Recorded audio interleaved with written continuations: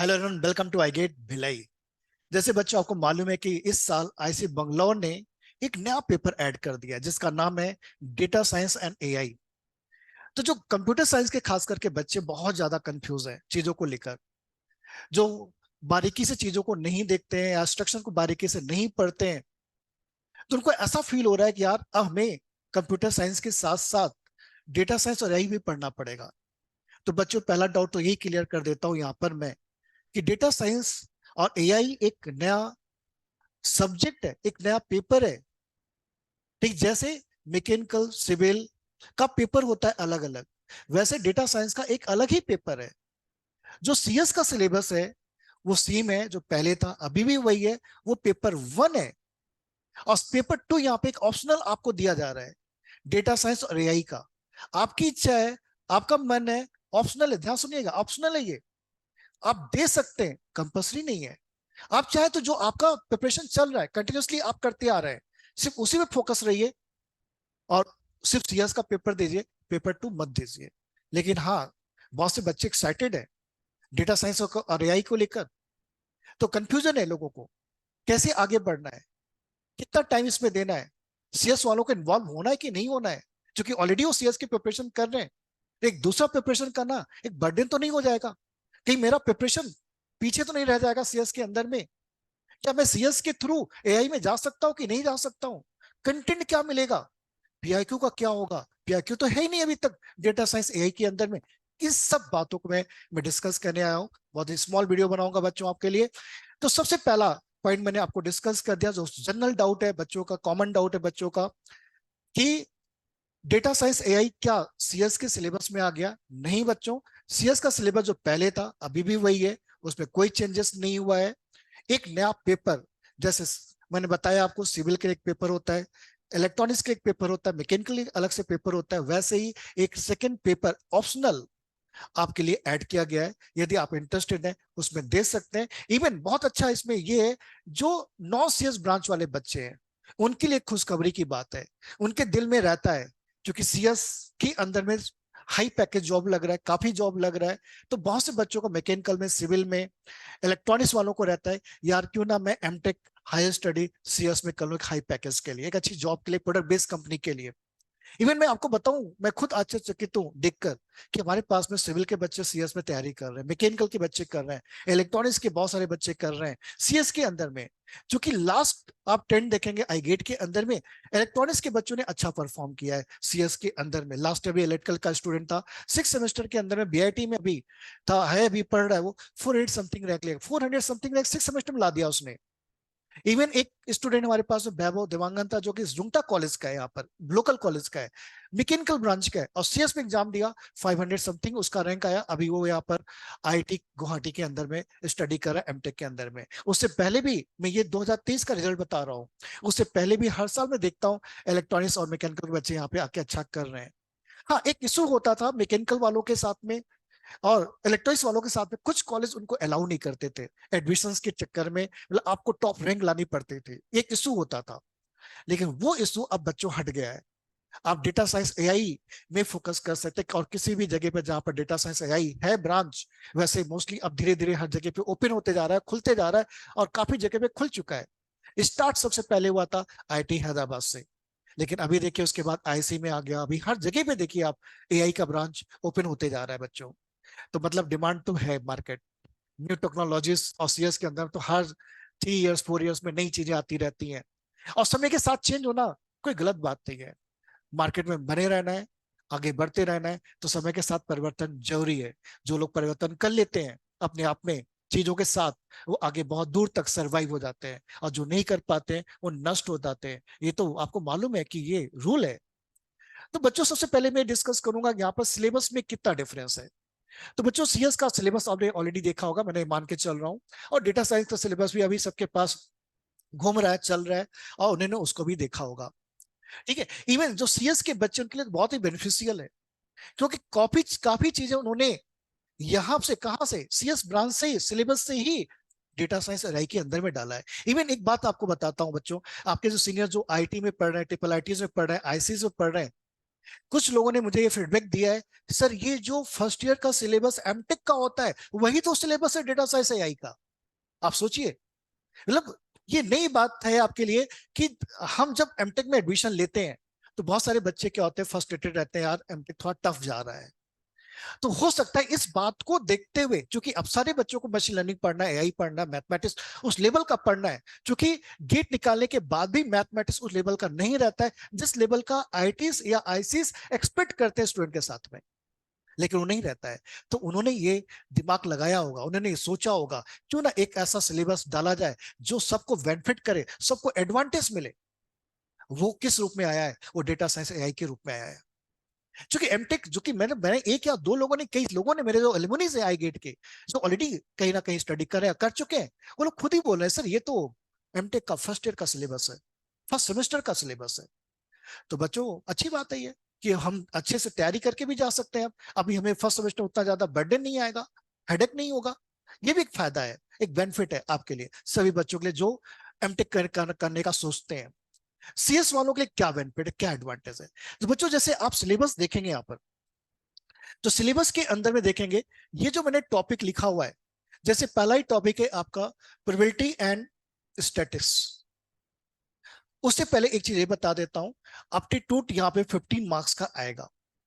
वो aptitude same रहेगा जो ऑलरेडी आप पढ़ते आ रहे हैं, मतलब 15 नंबर तो ये पे फिक्स हो गया भाई तुम्हारा, कि ऑलरेडी जो आप पढ़ते आ रहे हैं, जो कि आप तो हर ब्रांच का एप्टीट्यूड का क्वेश्चन तो सॉल्व करते ही ना। ऐसा थोड़ी कि आप सीएस वाले से सीएस का ही सॉल्व करते हैं। हम लोग क्या बोलते हैं, भाई हर ब्रांच का सॉल्व करो, आपको आइडिया लगेगा। तो अल्टीमेटली इसकी तैयारी आपकी तो है भाई, ये तो आप पढ़ ही रहे हैं, तो इसलिए डरने की जरूरत क्या है? ठीक है, 15 नंबर ये पे फिक्स हो गया। और ऐसे सोच सोच के अपने को पढ़ना चाहिए, भाई ये सब्जेक्ट खत्म हो गया तो इतना नंबर मेरा फिक्स हो गया है। धीरे धीरे आपका गोल आपको नजदीक आते हुए दिखेगा, और अच्छा फील होता है। आपके जो सीनियर्स हैं, जो टॉपर्स हैं, वो लोग भी ऐसा ही करके पढ़ते हैं। फिर मैंने इसके आगे जो चीजें लिखी हैं, ये डिफरेंस है जो डेटा साइंस एआई के अंदर में ऐड किया गया है। बाकी पूरा का पूरा सिलेबस सीएस की तरह ही है, कोई चेंजेस नहीं हुआ है। मतलब जो ऑलरेडी आप पढ़ रहे हैं मैथ्स के अंदर में, प्रोबेबिलिटी के अंदर में, वो सेम यहाँ पर कॉपी हो गया है। प्लस कुछ एडिशनल टॉपिक्स लाए गए हैं, जैसे आपका कोरिलेशन है, आपका कोवेरियंस है, आपका डिस्ट्रीब्यूशन है, आपका स्क्वायर डिस्ट्रीब्यूशन है, आपका क्युमुलेटिव डिस्ट्रीब्यूशन है, आपका कंडीशनल पीडीएफ है आपका। तो ये लिमिट थ्योरम्स है, आपके सेंट्रल लिमिट थ्योरम्स है, कॉन्फिडेंशियल इंटरवल है, जेट टेस्ट है, टी टेस्ट है।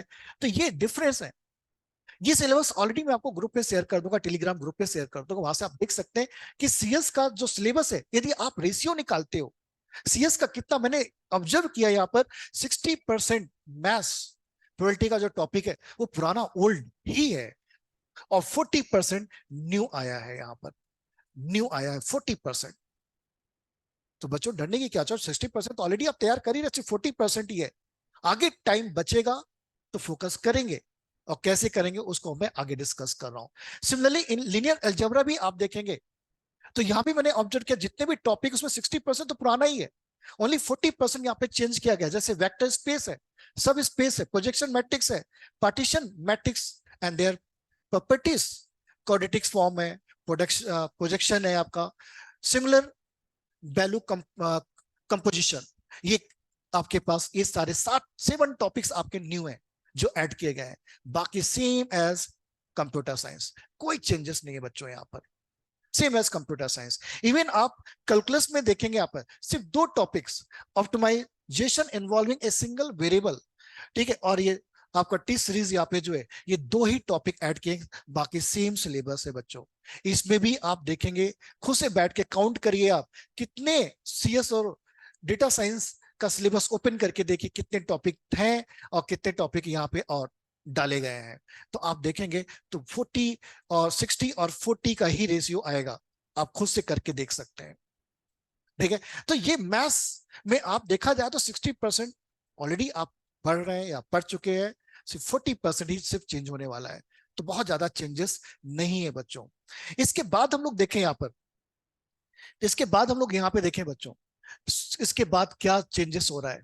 हाँ, प्रोग्रामिंग के अंदर में यहाँ पे आप देखते हैं, तो प्रोग्रामिंग के अंदर में यहाँ पे चेंजेस हो रहा है आपका देखा जाए तो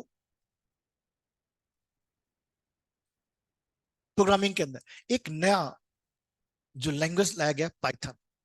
सिर्फ वर्ड पाइथन लिखा है, बाकी उसके अंदर में कुछ भी नहीं दिया गया है। ठीक है, पाइथन। बाकी डेटा स्ट्रक्चर एंड एल्गोरिथम जो टॉपिक है, same same same as old CS syllabus, कोई चेंजेस नहीं है। मतलब 90% आप देखो, 90% इसके अंदर में भी 90% ओल्ड है। सिर्फ 10% आपका चेंज हो रहा है, न्यू आ रहा है, जो कि पाइथन। और पाइथन सभी लोग बोलते हैं काफी इजी है, बहुत डिफिकल्ट नहीं। यदि आपका बेस है प्रोग्रामिंग का तो पाइथन इतना ज्यादा डिफिकल्ट नहीं है। इसके बाद आगे आप पढ़ते हैं तो यहाँ पर डेटाबेस मैनेजमेंट सिस्टम तो ऑलरेडी आप पढ़ते ही आ रहे हैं भाई सीएस के अंदर में, ये भी तो ओल्ड ही है पूरा का पूरा। ठीक है, न्यू यहाँ पे वेयर हाउसिंग करके इन्होंने डाला हुआ है, जिसके अंदर में ये टॉपिक्स ऐड किए गए हैं। ठीक है, तो आप देखेंगे यहां पर भी 60% ऑलरेडी आप कवर कर लिया, सिर्फ 40% यहाँ पे चेंज हो रहा है, ज्यादा चेंजेस नहीं है। तो इसलिए जो सीएस के बच्चे हैं, उनको घबराने की जरूरत नहीं है। उनके लिए तो ये बहुत ही ब्यूटी है, एक नई चीज, एक नया ऑप्शन आपको मिल रहा है। तो फर्स्ट आपको फोकस रहना है अपने सीएस के सिलेबस पर, बिल्कुल डगमगाना नहीं है, बिल्कुल डगमगाना नहीं है, क्योंकि ऑलरेडी आप उसमें कुछ ना कुछ पार्ट कर चुके हैं। यदि वहां से कूद के तुरंत इधर आ जाओगे आप, तो फोकस भी हटेगा। ठीक है, और चीजें हो सकता है फिसल भी जाए आपसे, क्योंकि ऐसा नहीं कि यहाँ पे कंपटीशन नहीं होगा, कंपटीशन तो होगा। किस लेवल का कंपटीशन होगा वो भी मैं डिस्कस करूंगा यहाँ पर अभी आगे आपको। फिर उसके बाद जो नया एक पूरा का पूरा टॉपिक नया लाया गया है, तो आप देखेंगे यहाँ पर, तो मशीन लर्निंग पूरा नया है ये आपके लिए, ये सिलेबस के अंदर में, और एआई आपके लिए नया है। तो बच्चों अल्टीमेटली आपको क्या मालूम पड़ा है यहाँ पर, क्या समझ में आ रहा है? समझ में बच्चों ये आ रहा है यहाँ पर अभी कंक्लूजन क्या आ रहा है। सिलेबस तो ऑलरेडी आपके हाथ में होगा, इसलिए यहाँ पे ज्यादा डिस्कस करने का कोई वो नहीं है। हाँ, ये जो डिफरेंसेस मैंने बनाया हुआ है, ये मैं आपको ग्रुप में शेयर कर दूंगा, टेलीग्राम में आई गेट के शेयर कर दूंगा, वहां से आप ले सकते हैं क्या डिफरेंसेस है दोनों के अंदर में। ठीक है, अब सबसे मेन पॉइंट आता है, धीरे धीरे गाइडेंस की तरफ चलते हैं कि फोकस करना चाहिए या फोकस नहीं करना चाहिए। सबसे पहले मैं इसी पे डिस्कस करता हूँ, खासकर जो सीएस वाले बच्चे हैं। जो सीएस वाले बच्चे हैं ऑलरेडी वो 60% देखा जाए मैथ्स के अंदर में चीजें कवर कर ली है, 90% डेटा स्ट्रक्चर पूरा का पूरा कवर हो रहा है या कवर हो चुका है। डेटाबेस मैनेजमेंट सिस्टम के अंदर में भी आप देखें 60% ऑलरेडी वही है, 40% चेंज हुआ है। एप्टीट्यूड नो चेंज, पूरा वही रहेगा, कोई चेंज ही नहीं है भाई। ठीक है, तो अल्टीमेटली आपकी प्रिपरेशन है सिर्फ दो टॉपिक को छोड़कर, वो है मशीन लर्निंग और एआई। एआई में प्रेडिकेट्स वगैरह पहले भी आप पढ़ते हैं। ठीक है, मशीन लर्निंग एक आपके लिए हो सकता है नया, पूरा का पूरा बंडल ही नया है आपके लिए। ठीक है, तो सीएस वालों को मैं ये बोलूंगा सबसे पहले आप सीएस पे फोकस रहिए, वहां से काफी हद तक आपकी यहाँ पे प्रिपरेशन हो जाएगी। हाँ, जब आपको लगे आज बोल लग रहा है यार, कुछ नया पढ़ने का मन कर रहा है, ठीक है, और खास करके वो बच्चों, अब यहाँ पे देखो यार, थोड़ा सा आपको चीजों को डिवाइड करना पड़ेगा कि आप टॉपर स्टूडेंट है, आप फाइनल ईयर स्टूडेंट है, या आप फिफ्थ सेमेस्टर स्टूडेंट है, या आप सेकेंड ईयर स्टूडेंट है। यदि आप देखें सेकेंड ईयर स्टूडेंट है, तो उनके लिए मैं ये एडवाइस दूंगा, भाई अब तो आपके पास गोल्डन टाइम है, गोल्डन चांस है, बढ़िया मौका है छक्का लगाने का, कि आप सीएस की प्रिपरेशन भी करो। अभी मैं देख रहा हूं बहुत सारे बच्चे फर्स्ट ईयर से स्टार्ट कर दे रहे, इतना ज्यादा जागरूक है। आज तक मुझे कभी भी 12 के बच्चों का फोन नहीं आता सर मैं कहाँ एडमिशन लूं। मैं इधर 3-4 महीने से देख रहा हूँ, कंटिन्यूअस फोन आ रहे हैं, कंटिन्यूअस मैसेज आ रहे हैं, जो 12 के अंदर में अभी पीटी या आईटी जेई वगैरह लिखे हुए हैं। ठीक है, मुझे कहाँ पे एडमिशन लाना चाहिए। इवन ट्रिपल आईटीज के बच्चे ट्रिपल आईटी के लिए भी फीडबैक के लिए आता है, सर मुझे ट्रिपल आईटी में कहाँ जाना चाहिए, आईटीज में कहाँ लेना चाहिए। तो ये पहले नहीं होता था, लेकिन अभी इतना ज्यादा लोग जागरूक हो रहे हैं चीजों को लेकर, क्योंकि आईटी जेई में एक अलग लेवल का कंपटीशन है, लेकिन वो गेट में उतना नहीं है। क्योंकि गेट में, मैं शुरू से बताते आ रहा हूँ, गेट के अंदर में देखो कंपटीशन क्यों कम है, क्योंकि जो आईटी में बीटेक कर रहा है, जो बिट्स में बीटेक कर रहा है, जो ट्रिपल आईटी हैदराबाद बंगलोर में बीटेक कर रहा है, जो ट्रिपल आईटी अच्छे कॉलेज के अंदर कर रहा है जहाँ पे प्लेसमेंट बहुत अच्छा है, क्या वो गेट लिखेगा? बिल्कुल नहीं लिखेगा यार। क्यों हम टेक करेगा? क्योंकि ऑलरेडी उसका प्लेसमेंट उतना अच्छा लग चुका है। क्योंकि हम 3 टायर कॉलेज के अंदर में उतना अच्छा प्लेसमेंट नहीं लगता है, और इस साल तो बहुत ही बुरा हाल है प्लेसमेंट का, जैसा मैं देख पा रहा हूं। अभी मेरे पास ड्रॉप आउट में बच्चे आ रहे हैं, बेचारों का जॉब लगा, लेकिन किसी ना किसी कारण से वो ज्वाइनिंग लेटर्स नहीं आ रहे हैं, एक एक साल के लिए डिले हो जा रहे हैं। ठीक है। तो बच्चों, मैं हमेशा शुरू से बोलते आ रहा हूं, ठीक है, जॉब लग रही है अच्छी बात है, अच्छी जगह जॉब लगी और भी अच्छी बात है, बढ़िया पैकेज लग रहा और भी अच्छी बात है, इसमें कोई बुराई नहीं है। लेकिन सेकंड ऑप्शन हमेशा अपने हाथ में रखना चाहिए। बी प्लान, ए प्लान, बोलते हैं ना, ए प्लान बी प्लान अपने हाथ में होना चाहिए। बहुत सारे बच्चे क्या कर, सिर्फ एक ही प्लान लेकर चलते हैं, ओनली प्लेसमेंट, ओनली प्लेसमेंट। ठीक है, और उसके बाद 1 साल का डिले, जॉब का लेटर नहीं आ रहा है, रिसेशन आ गया है, आप भी प्रेशर में, पेरेंट भी प्रेशर में, मतलब काफी प्रेशर हो जाता है ना, क्योंकि आप 22 साल के लगभग हो जाते हैं और चीजें अपने हिसाब से नहीं चलती हैं, आपको मालूम है। कभी भी चीजें टर्न हो सकती है, कभी भी चीजें चेंज हो सकती हैं। ये सेकेंड ऑप्शन हमेशा लेकर चलना चाहिए। जो खासकर अभी कॉलेज के अंदर में एडमिशन ले रहे हैं, जो अभी सेकेंड सेमेस्टर के अंदर में, उनको बोलूंगा अभी से ही सोचना स्टार्ट कर दें। सिर्फ प्लेसमेंट के भरोसे मत बैठिए, और आप फाइंड आउट कर लीजिए।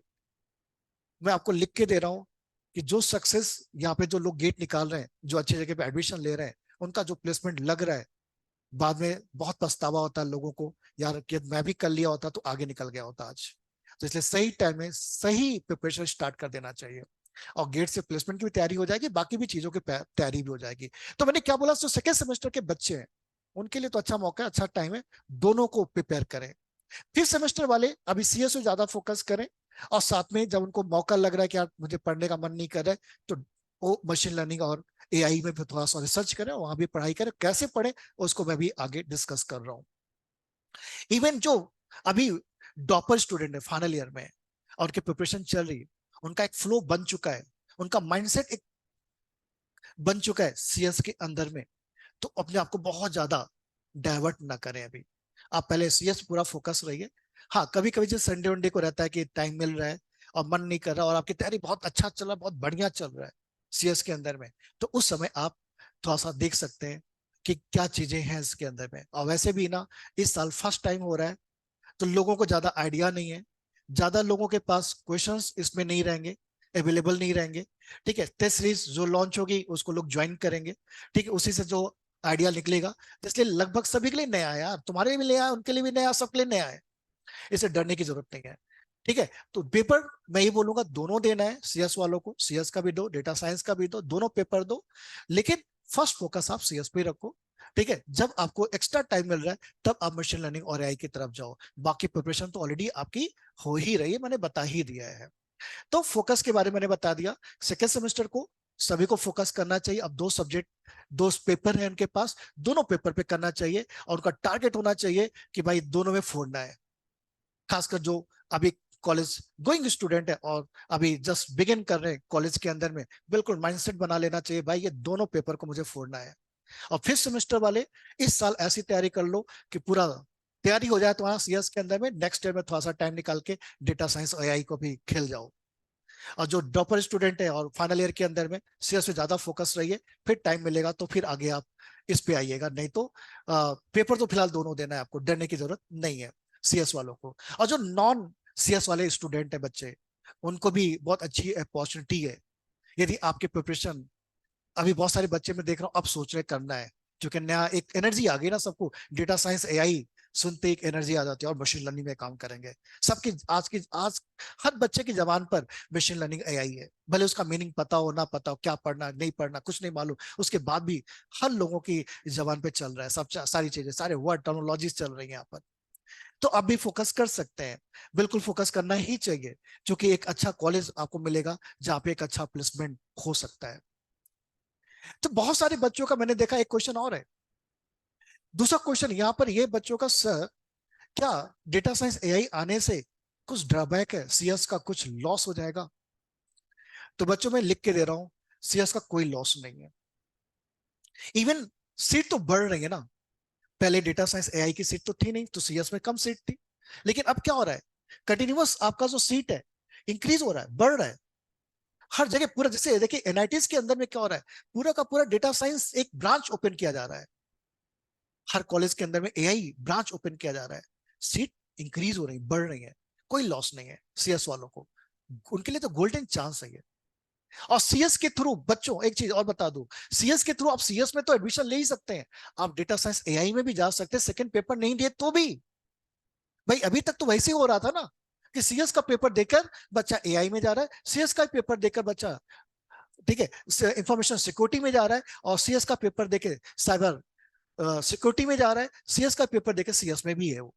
तो बच्चों ये तो चांस आपके लिए है ही, यदि आपने सीएस में अच्छा कर लिया है, किसी कारण से डेटा साइंस एआई में अच्छा नहीं भी कर पाए, तो भी आपका एडमिशन तो फिक्स है भाई, आप एआई में जा सकते हो। और भी सीएस एक वाइड एरिया भाई, वाइड एरिया, बड़ा एरिया है, उसके अंदर में सब सबसेट है। कंप्यूटर साइंस बोलने से मतलब आप किसी फील्ड में मूव कर सकते हो, जा सकते हो। लेकिन डेटा साइंस एआई बोलने से एक स्पेसिफिक एरिया हो जाता है। ये नहीं बोलो कि यहाँ पर अपॉर्चुनिटी नहीं, अपॉर्चुनिटी बहुत अच्छी है, आगे भी अपॉर्चुनिटी बहुत सारी आएंगी इसके अंदर में, नई चीजें हैं तो होंगी, लेकिन एक स्पेसिफिक एरिया है।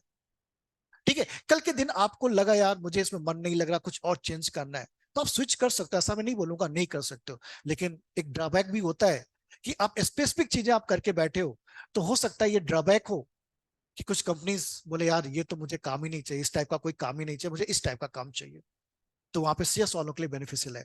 तो हमेशा मैं अपने स्टूडेंट को बोलता हूँ वाइड एरिया में बने रहना चाहिए, कि कल के दिन हमारा माइंडसेट चेंज हो रहा है चीजों को लेकर, जॉब को लेकर, तो इजिली हम स्विच कर सकें, थप्पा ना लगे कि भाई मैं इसका आदमी हूँ। लेकिन हाँ, आप ये नहीं बोलूंगा सीएस के अंदर में भी मशीन लर्निंग एआई पढ़ना ही है। ठीक है, तो बाई चांस आप डेटा साइंस एआई में इंटरेस्टेड हैं, रिसर्च में जाना चाहते हैं, अच्छी उसमें भी बहुत सारी अच्छी अच्छी जॉब्स लगती है, तो भी कोई इशू कोई प्रॉब्लम नहीं है। लेकिन डेटा साइंस एआई बोलने से स्पेसिफिक एरिया हो जाता है, लेकिन कंप्यूटर साइंस बोलने से एक वाइड एरिया दिखता है कि भाई आप इसके थ्रू कहीं भी मूव कर सकते हैं। और डेटा साइंस के थ्रू आपको डेटा साइंस और एआई के अंदर में एडमिशन मिलेगा। हाँ, सबसे अच्छा ये कि डेटा साइंस के अंदर में जो नॉन सीएस ब्रांच स्टूडेंट है वो लोग भी आ सकते हैं, सिविल को इंक्लूड नहीं किया गया है, लगभग सभी ब्रांच को इंक्लूड कर लिया गया है। तो ये एक बेनिफिट है, एक एडवांटेज है बच्चों। तो जो मैंने आपको डिस्कस किया, जो कि ये भी कंफ्यूजन रहता है कि किस एरिया में बने रहना चाहिए, तो पहला ट्राई करो जो सीएस के स्टूडेंट है सीएस में बने रहो, और साथ में अपना स्किल डेवलप करते रहो। और स्किल डेवलप करने में आपको पता ही है भाई, एआई भी पढ़ना है, मशीन लर्निंग पढ़ना है, पाइथन भी पढ़ना है, सी भी पढ़ना है, ऑपरेटिंग सिस्टम भी पढ़ना है, और डिफरेंट सब्जेक्ट। एक चीज और मैं बताना यहाँ पे चाहूंगा, नॉलेज पॉइंट ऑफ व्यू से मैं देखूं, नॉलेज पॉइंट ऑफ व्यू से देखूं, तो सीएस के अंदर में जब आप सब्जेक्ट को पढ़ते हैं, operating system, DBMS, computer network, कल के दिन आपको नेटवर्क में काम करने जाना है, तो नेटवर्किंग, बेसिक नेटवर्किंग तो आपको आना चाहिए ना। आपको आर्किटेक्चर में काम करने जाना है, एंटेल के अंदर में, कॉलकॉम के अंदर में, तो डेटा साइंस एआई में तो आर्किटेक्चर हटा दिया, कंप्यूटर नेटवर्क तो है ही नहीं उसके अंदर में, तो आर्किटेक्चर तो आना चाहिए ना आपको। आपको कॉलकॉम में जाना है जॉब करने के लिए, सिस्को के अंदर में जाना, नेटवर्क तो आना चाहिए ना बेसिक। समझ रहे हैं मेरी बात? तो ऐसी बहुत चीजें जो डेटा साइंस एआई से निकाल दिया गया है, इसलिए अपने को कोर ब्रांच में, जो हमारा सीएस ब्रांच है उसमें बने रहना चाहिए, बिल्कुल कंफ्यूज नहीं रहना है। क्योंकि मैंने बताया ना, इसमें वाइड एरिया भाई, आप इसमें आप प्रोसेसर में जा सकते हैं, कल के दिन हो सकता है आपको बोल दे यहाँ पे इंटेल वाला, भाई आप तो डेटा साइंस मशीन लर्निंग पढ़ के आए हैं, ठीक है, तो हमको तो आर्किटेक्चर वाला बंदा चाहिए। तो हो सकता है पॉसिबिलिटी, ऐसा नहीं बोल रहा हूँ वहां पर भी चीजें तो हर जगह, एआई तो हर जगह यूज हो रहा है, हर लेवल पे यूज हो रहा है आजकल, तो सिविल में भी यूज हो रहा है। ठीक है, जितने बहुत सारे सर लोग आते हैं, सर मुझे ना इसमें कुछ काम है, इसमें एआई अप्लाई करना है, तो सर कुछ आइडिया दीजिए आप। तो मैं अपने जो स्टूडेंट काम कर रहे हैं इसके फील्ड में, तो स्पेसिफिक एरिया और एक वाइड एरिया, इतना तो आप समझ गए होंगे। तो इसलिए मैंने इसका पे तो फोकस किया, क्योंकि कंफ्यूजन रहता है बच्चों को। नेक्स्ट कंफ्यूजन यहाँ पर, सर कितना टाइम मुझे डेटा साइंस एआई में देना चाहिए। जो बच्चे डेटा साइंस एआई में ही फोकस कर रहे हैं उनको तो पूरा टाइम देना है, और जो ऑलरेडी पढ़ रहे हैं बच्चे सीएस के अंदर में ऑलरेडी प्रिपरेशन कर रहे हैं, तो ऑलरेडी उनका 60% तो सिलेबस मैंने बता ही दिया आपको, दिखाई दिया यहाँ पर, कॉमन है।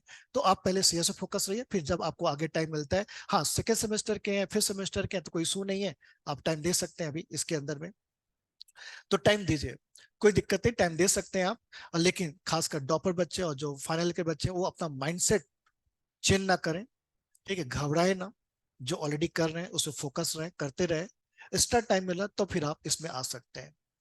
तो ये मैंने डिस्कस किया, टाइम फोकस डिस्कस कर दिया मैंने, ठीक है। नेक्स्ट पॉइंट यहाँ पर है कि कितना टाइम देना चाहिए, वो भी मैंने बता दिया, कि सबके सेमेस्टर के लिए अलग है, फिर सेमेस्टर के लिए अलग है, और जो फाइनल ईयर के स्टूडेंट उनके लिए अलग है। अपना टाइम अपने हिसाब से मैनेज करना है, अपना टाइम टेबल खुद प्रिपेयर करना है, बस ये ध्यान रखते हुए कि जो जो चल रहा है वो डिस्टर्ब नहीं होना चाहिए, ठीक है। और जो न्यू चीजें आ रही है उसको आगे देखेंगे, धीरे धीरे सोचेंगे, घबराइए मत, सब लोग कर रहे हैं इसलिए हमको करना है, ऐसा मत सोचिए।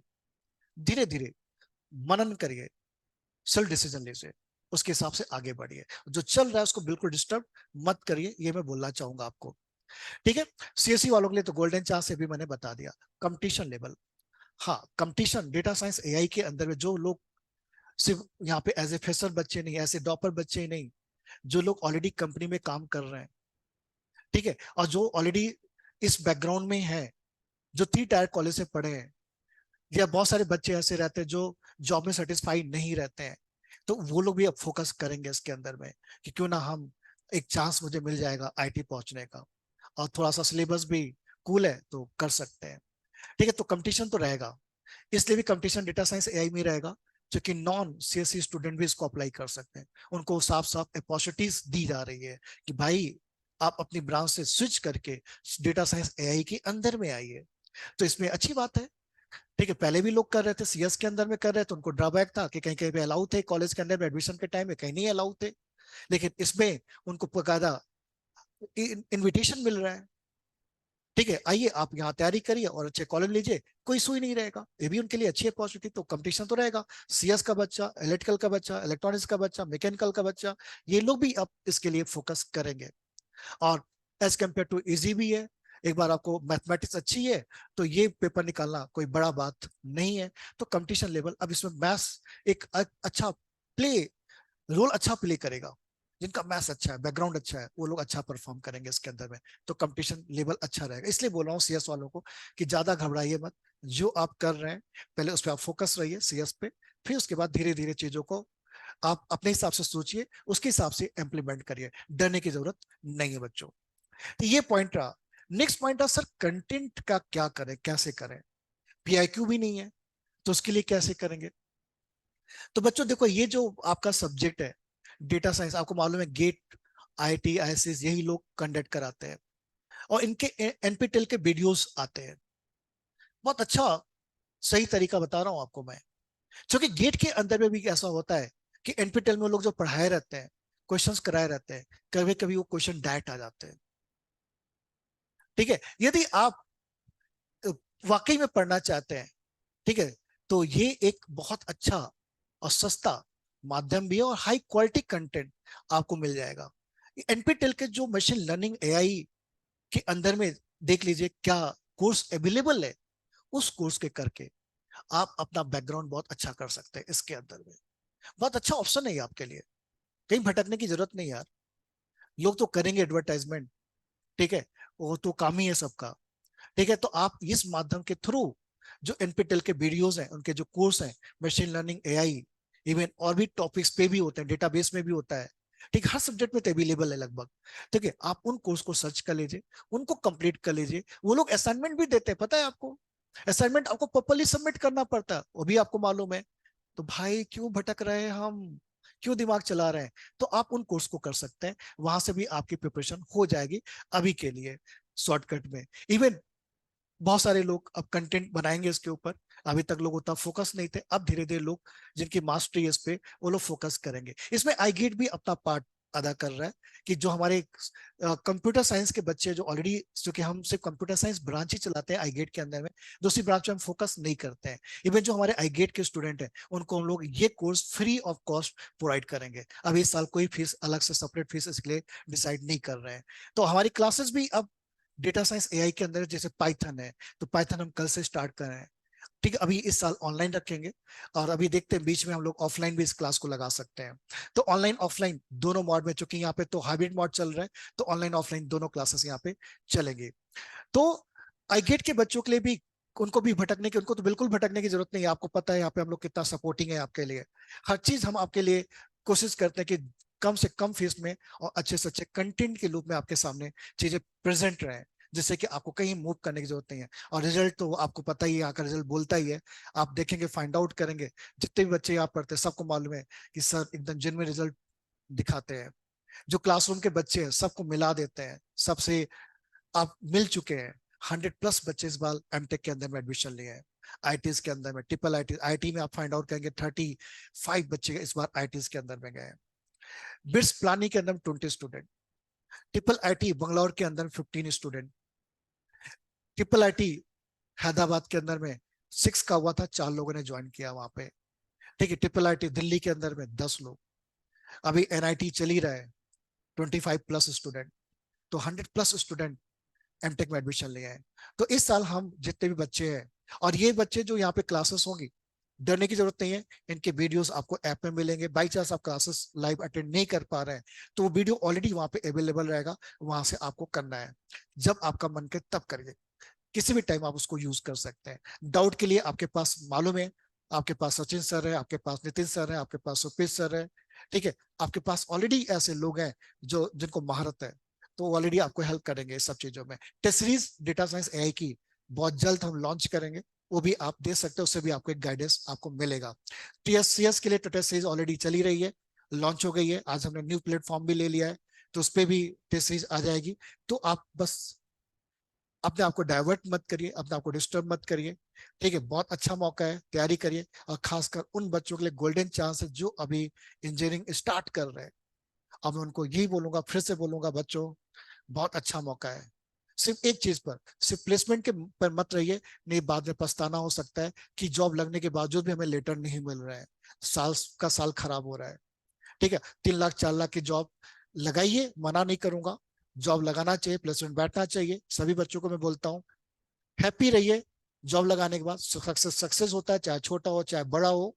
ठीक है, हैप्पी रहना, लेकिन रिलैक्स नहीं रहना है, क्योंकि रिलैक्स हो गए तो लाइफ का ग्रोथ रुक जाता है बच्चों। इसे कभी भी आपको रिलैक्स नहीं लेना है। बहुत अच्छा मौका है आपके पास, तो आप दोनों पेपर पे करेक्ट कर सकते हैं। और आई गेट के अंदर में आपको सिस्टमेटिक क्लासेस मिलती हैं, सीएस के अंदर में, और अब आपको डेटा साइंस एआई के अंदर में भी मिलेंगे। और हमारा पूरा साथ आपके साथ रहेगा। और जब कभी भी आपको घबराहट हो, तो आप व्हाट्सअप करिए, बातचीत करिए। मेरा व्हाट्सअप नंबर आपको मिल जाएगा, ऑलरेडी आपको नेट पे सर्च कर सकते हैं, वहां से मिल जाएगा। ठीक है, और कभी भी किसी भी टाइप, जो बच्चे यहाँ पे नहीं पढ़ रहे हैं, वो भी गाइडेंस के लिए व्हाट्सअप कर सकते हैं। कोई पैसे नहीं लगेंगे, कोई फ्री ऑफ कॉस्ट आप गाइडेंस ले सकते हैं। ठीक है, पूछ सकते हैं आप। पढ़ना ना पढ़ना वो अलग की बात है। हम लोग कभी भी, कोई बच्चा व्हाट्सअप किया तो हमने कभी किसी को परेशान नहीं किया, नहीं एडमिशन लो, एडमिशन लो, एडमिशन लो। ऐसा कभी हम लोग करते नहीं है। आपकी मर्जी है। ठीक है, तो जुड़िए, सभी लोग जुड़िए, मिलिए, बातचीत करिए। बातचीत करने में कोई बुराई नहीं है। जितना ज्यादा बातचीत करें, उतना ज्यादा व्यूज आपके क्लियर होंगे, उतना ज्यादा आप लाइफ के बारे में सोच पाएंगे, और कम टाइम में अपने आप को एक अच्छी ऊंचाई पे ले जा पाएंगे बच्चों। बस लगे रहना है, और सोचते रहना है, और आगे बढ़ते रहना है। All the best, bye bye, मिलते हैं आगे और भी बहुत सारी वीडियोस के साथ, बहुत सारे गाइडेंस के साथ बच्चों। All the best.